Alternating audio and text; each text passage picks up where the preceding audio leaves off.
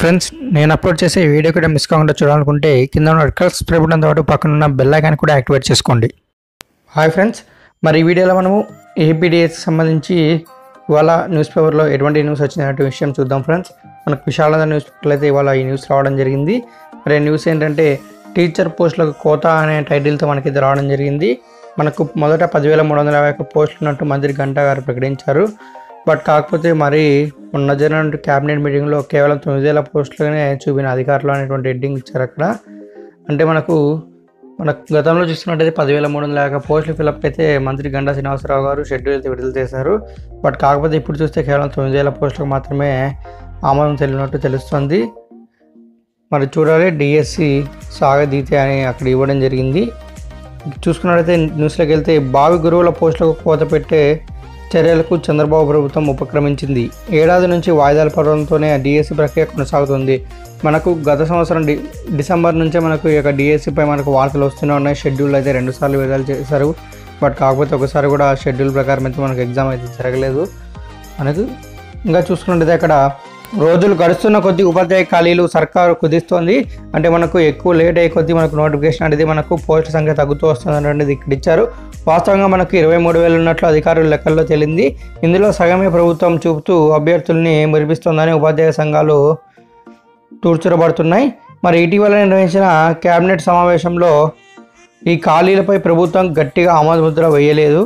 CM Chandrababu అవసరానికి అనుగుణంగానే భర్తీ చేయాలంటూ ఉన్నతాధికారులను సూచించడం అనుమానాలకు తావిస్తోంది. 10,351 పోస్టుల భర్తీపై 2 సార్లు మంత్రి గంటా శ్రీనివాసరావు ప్రకటించి వాయిదా వేశారు.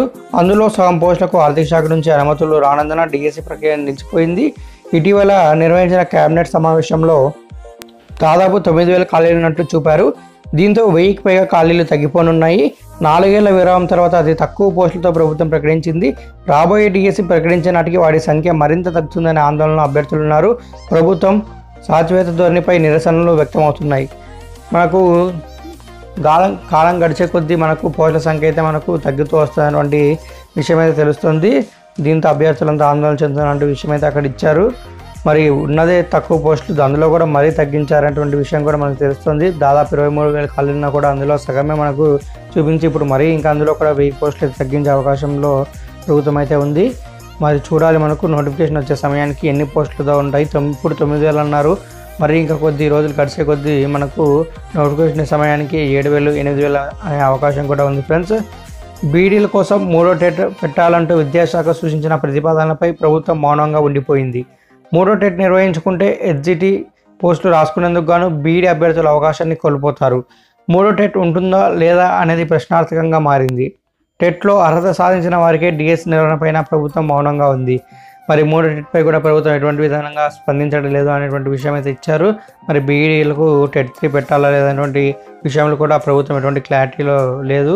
కాబట్టి మనకు ఈ విషయం కూడా మనకు పెండింగ్లో ఉన్నట్టు తెలుస్తుంది. ఇలా చూసుకున్నట్టయితే ఆర్థిక భారంతో అభ్యర్థుల సతమతం. డిఎస్సి అభ్యర్థులపై ఆర్థిక భారం పెరుగుతుంది. ఏడాది నుంచి వివిధ విద్యా సంస్థల్లో లక్షలాది మంది అభ్యర్థులు శిక్షణ తీసుకుంటున్నారు. వారంతా వేల కొద్ది ఫీజులు చెల్లిస్తూ ఆర్థిక ఇబ్బందులకు గురవుతున్నారు. టెట్ డిఎస్సి కోసం రాష్ట్ర వ్యాప్తంగా అభ్యర్థులు శిక్షణ తీసుకుంటున్నారు. టెట్కు దాదాపు 15,000 నుంచి 25,000, డిఎస్సికి 30,000 నుంచి 50,000 ఖర్చు అవుతుంది. మనకు జాబ్ వస్తుందో లేదో తెలియదు, కానీ మన కోచింగ్ సెంటర్లకు డబ్బులు కట్టేకైతే మనకు సరిపోతున్నటువంటి విషయం అయితే అక్కడ ఇవ్వడం జరిగింది. అంటే కోచింగ్ల కోసమే ఎక్కువ డబ్బులు ఖర్చు చేస్తున్నారు నిరుద్యోగులు అనేటువంటి విషయం అయితే అక్కడ ఇచ్చారు. సంపాదన లేదు, ఖర్చు మాత్రమే ఉన్నటువంటిది అయితే అక్కడ ఇవ్వడం జరిగింది క్లియర్గా. ఇప్పటికే చాలామంది ముందస్తుగా కోచింగ్ తీసుకున్నారు. సకాలంలో ప్రకటన రానుండగా అభ్యర్థులు నిరుత్సాహానికి గురవుతున్నారు. వారంతా 2వ విడత కోచింగ్కు వెళ్లాల్సిన పరిస్థితి దాపురించింది. ప్రభుత్వం మోసపూరిత విధానాలపై సర్వస్ర నిరసనలు వ్యక్తమవుతున్నాయి. అంటే ఆల్రెడీ ఒకసారి కోచింగ్ అయిపోయిన వారు నోటిఫికేషన్ లీడ్ అవ్వడం, ఇంకోసారి కోచింగ్ వెళ్ళాలనే యోచనలో ఉన్నారనేటువంటి విషయం అయితే తెలుస్తుంది. మరి ఏ పోస్టులపై కోత అనేది కూడా మనకు ఇవ్వడం జరిగింది.